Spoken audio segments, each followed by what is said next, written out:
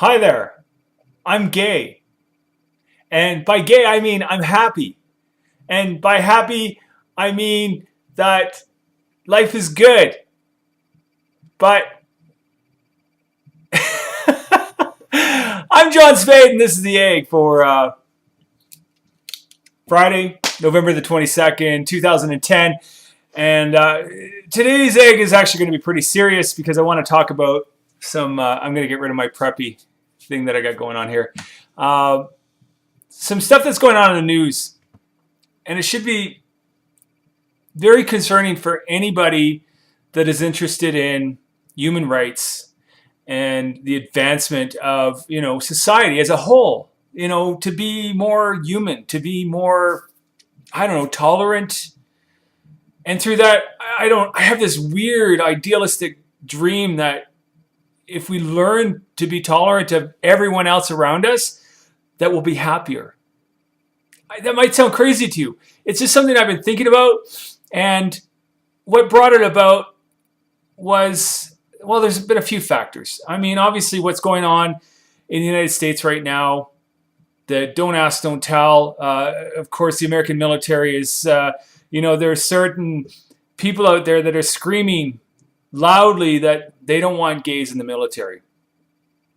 Well, Shakespeare once, one of his famous quotes was, "Me doth think you protest too much." And there's a real belief that I have, and I've had this since high school. And, and high school for me was 80, 81, 82. And at that time, man, if you were gay, you really wanted to hide it because, they had this mentality about it. It was so bizarre to me. And I remember vividly sitting on the bus with all my football team, and we're driving downtown Calgary, and all of a sudden some guy yells out, "Hey, that's the fag bar. We should pull the bus over and go beat the shit out of some fags."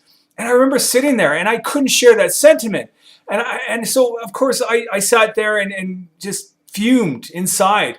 Of course, to say anything outwardly would have penned, everybody had pointing fingers that maybe I was gay. But that sentiment and the person that yelled that out, all I could think about at the time, and I still think this today, is the person that screams the loudest is the person that's dealing with it the most. And maybe there's shame involved, or maybe it's, a cultural identity, and, because in some countries it's really frowned upon.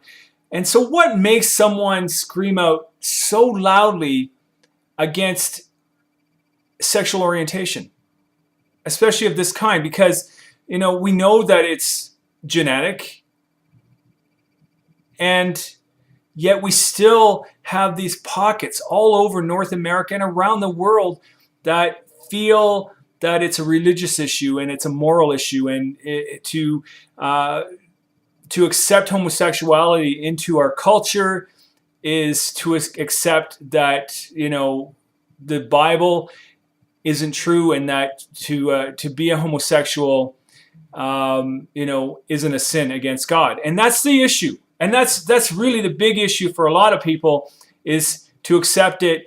They feel that they will cross moral boundaries that they're not willing to, even if they themselves are gay.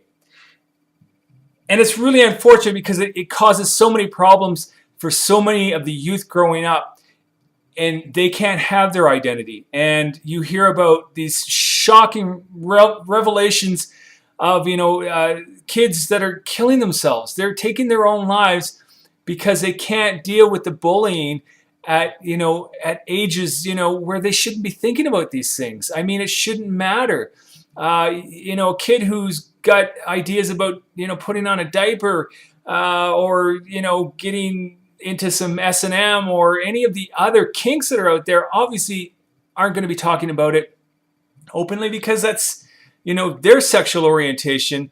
And we are who we are, and you shouldn't be judged on your preferences because it's what comes with the package. It's what's the makeup. Yes, granted, there are outside influences that can really dictate where we go later in life as far as our sexual orientation and how we go about that. But in in terms of homosexuality, they've identified the gene that makes a homosexual different from a straight person. When do we move past that?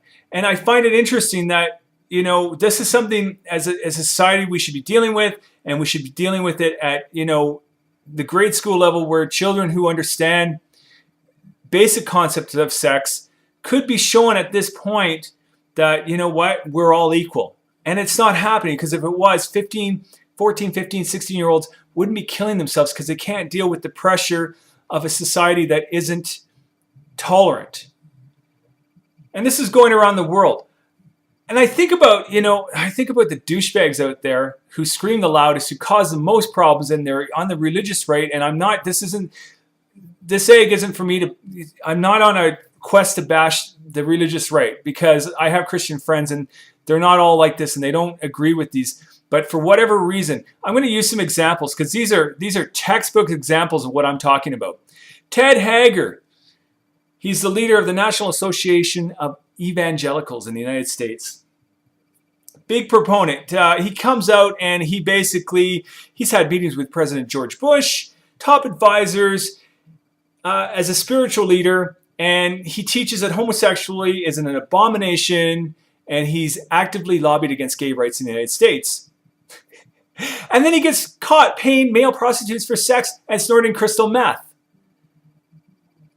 Larry Craig, here's another guy, soliciting sex from an undercover cop in an airport bathroom.